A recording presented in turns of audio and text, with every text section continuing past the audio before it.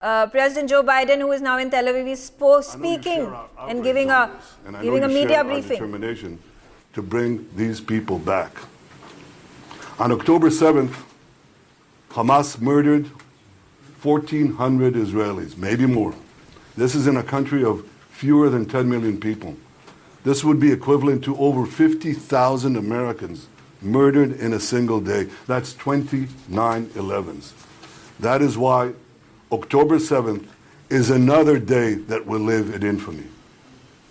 Mr. President, you rightly said that Hamas is worse than ISIS. The German chancellor, who visited here yesterday, said that Hamas were the new Nazis. You're both right. And just as the civilized world united to defeat the Nazis and united to defeat ISIS, the civilized world must unite to defeat Hamas. I can assure you, Mr. President, Israel is united to defeat Hamas. And we will defeat Hamas and remove this terrible threat from our lives. The forces of civilization will prevail for our sake, for your sake, for peace and security in our region and in the world. Mr. President, for the people of Israel, there's only one thing better than having a true friend like you standing with Israel, and that is having you standing in Israel. Your visit here is the first visit of an American president in Israel at a time of war. It is deeply, deeply moving. It speaks to the depth of your personal commitment to Israel. It speaks to the depth of your personal commitment to the future of the Jewish people and the one and only Jewish state. So I know I speak for all the people of Israel when I say, thank you, Mr. President. Thank you for standing with Israel today, tomorrow, and always. Mr. Prime Minister, thank you very much. Look, folks, I wanted to be here today for a simple reason. I want the people of Israel, the people of the world, to know where the United States stands. I've had my great Secretary of State here. He's been here for a lot, but I wanted to personally come and make that clear. Terrorist group Hamas has slaughtered, as has been pointed out, over 1,300 people. And it's not hyperbole to suggest slaughtered, and including 31 Americans as part of that. And they've taken scores of people hostage, including children. You said, imagine what those children hiding from Hamas were thinking. It's beyond my comprehension to be able to imagine what they're thinking. Beyond my comprehension. They're committed evils that and atrocities that make ISIS look somewhat more rational. You know, Americans are grieving with you. They really are. And Americans are worried. Americans are worried because we know this is not an easy field to navigate, what you have to do. But the fact is that Israel, as they respond to these attacks, it seems to me that have to continue to ensure that you have what you need to defend yourselves. And we're going to make sure that occurs, as you know. And we have to also bear in mind that Hamas does not represent all the Palestinian people. And it has brought them only suffering. You know, years ago, I asked the Secretary of State when he and I were working in the Senate to write something for him, and he said, he wrote a line that I think is appropriate. He said, it's not, we lead, not just, well, I won't go into it, I'll wait till later. I'm taking too much time, but the point is this, that I was deeply saddened and outraged by the explosion at the hospital in Gaza yesterday. And based on what I've seen, it appears as though it was done by the other team, not you. But there's a lot of people out there not sure. So we've got to overcome a lot of things. And it also means encouraging life-saving capacity to help the Palestinians who are innocent, caught in the middle of this. And well, at any rate, that's who we are. Not just me, but I mean, that's who the United States is. And it's just not the example of our power, it's the power of our example. It's almost as important. The world's looking. Israel has a value set like the United States does and other democracies. And they're looking to see what we're going to do. So, Mr. Prime Minister, I'm very happy to be back in Israel with you. Thank you for having me, and I'm looking forward to having a thorough discussion about where everybody goes from here. But thank you. And I want to say to the people of Israel, their courage, their commitment, their bravery is stunning. It's really stunning. I'm proud to be here. Thank you. That was a very categorical statement that has come from the President of the United States of America. He said that the explosion that devastated the hospital in Hamas and killed scores and scores of people was the handiwork of the Hamas terrorists, not of the Israeli Defense Forces. So that's a big statement coming in terms of the divided world on who is going to be blaming for this attack on the hospital where innocent lives were lost yesterday. Major General P.K. Sehgal on the telecast with me now. General Sehgal, there has been a cancellation of talks by the Arab nations that President Biden was to hold tomorrow after the hospital attack. The situation continues to become more tense. Is there a resolution with President Biden being adamant on his response, saying that it was the Hamas terrorists that bombed their own hospital? I'm very certain that in private dialogue, in private discussions, Biden is going to ask very tough questions.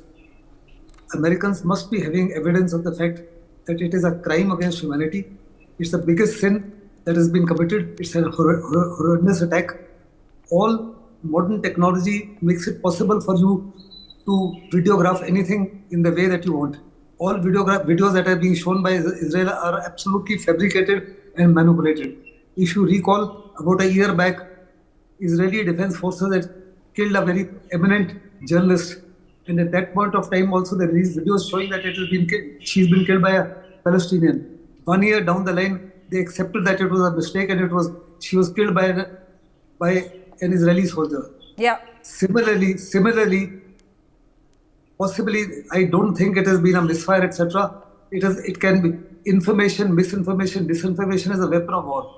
And Israel is absolutely outstanding in usage of this. All this notwithstanding, this visit is a huge consequence for humankind, for Middle East, for the world, and Israel itself. Should the outcome of the visit be seen as absolutely, totally supportive of Israel, there is bound to be much bigger conflict and much bigger conflagration. And Biden must apply the balm at this point of time rather than further stoking the flames. Okay. The entire world is looking with both trepidation as well as hope as to the outcome of this visit, as its consequences will affect the world and humankind. Colonel Sodhi, very important observation that has been made by Major General P.K. Sehgal, and I would like to highlight one more point that has been made by President Biden in this media briefing. As soon as he has arrived in Israel, he's in Tel Aviv right now, he says that US continues to provide all military and humanitarian support to Israel, to Netanyahu, and against the war against Hamas. And does this then reflect upon escalation of this conflict?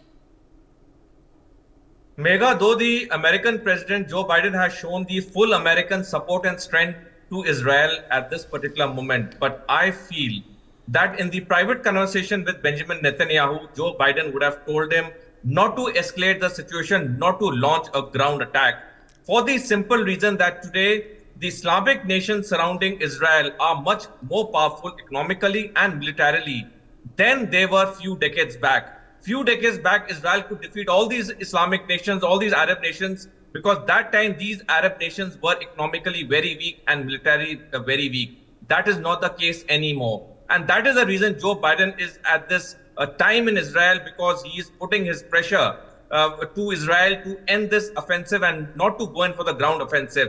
In fact, 2 days back, Joe Biden in his statement said that in case Israel launches a ground attack, it will be its biggest blunder, which is very correct. If we see the But you map have of the Israel, American aircraft carriers, you have the aircraft carriers that have been right at this point of time parked in the East Mediterranean Sea. Now, if that is not military support that is being shown by the United States for Israel, then what is it? Again, I say, when there is these two aircraft carriers and weapons, and there are 2,000 plus US troops that are on the standby, on alert, in support of the Israeli Defense Forces, on what basis is he going to talk about peace with the Arab nations? well, Megha, those two aircraft carriers in the Mediterranean Sea are only as a show of strength and support to Israel. But USA and NATO both have made it clear that they will not send a single soldier to Israel in its war with Palestine. Today, Russia and China are giving full support to these Islamic nations. We saw a trailer of it on 7th October, when at 6:30 a.m. the entire electromagnetic spectrum of the Israeli Defense Forces was jammed, during which 5,000 rockets were shot at Israel and the ground attack took place by 1,000 Hamas terrorists. Well, this is just a short trailer. With China developing the Kiran 9000S semiconductor chip, very soon it will overtake USA in the war of artificial intelligence. America also knows that because of its economic woes, because of its support to Ukraine, now because of its support to Israel, it cannot support these warring nations indefinitely. Hence the reason that Joe Biden would want this war to end at the earliest, and it should not escalate into a ground offensive by Israel. Okay, all right. But Sanjeev, in such a precarious scenario, is peace really going to be brought forth by mediation by America? There is going to be the UK Prime Minister who is going to be arriving this week. There is already the German Chancellor Olaf, who has also already met with Netanyahu. But the point is, all efforts by the Western powers are going to go down the drain if the Arab countries refuse to sit across with them on the table. Well, Megha, I think Arab countries cannot afford to move away much for a longer time from these negotiations, because if there has to be a stability in that region, then I think their negotiations and the communication and dialogue will be essential. And obviously, with regard to Arab nations, any negotiations with the Israelis will not be possible without the America being present there. I think America knows about it, and obviously European countries are also very much supporting this process. And I think their presence in that entire unstable Middle East region is absolutely essential at this point of time. And I think there were a lot of skeptics, Megha. They were of the view that United States of America is withdrawing from the Middle East region. And to answer to those skeptics, US President himself has visited along with his Secretary of State and Secretary of Defense, an entire might with 2 aircraft carriers, 2,000 soldiers putting on the standby mode, and also with this aircraft carriers move with destroyers and cruisers and fighter jets, etc. Right. So United States of America presence is very much there. For more such videos, subscribe to the NewsX YouTube channel, hit the bell icon.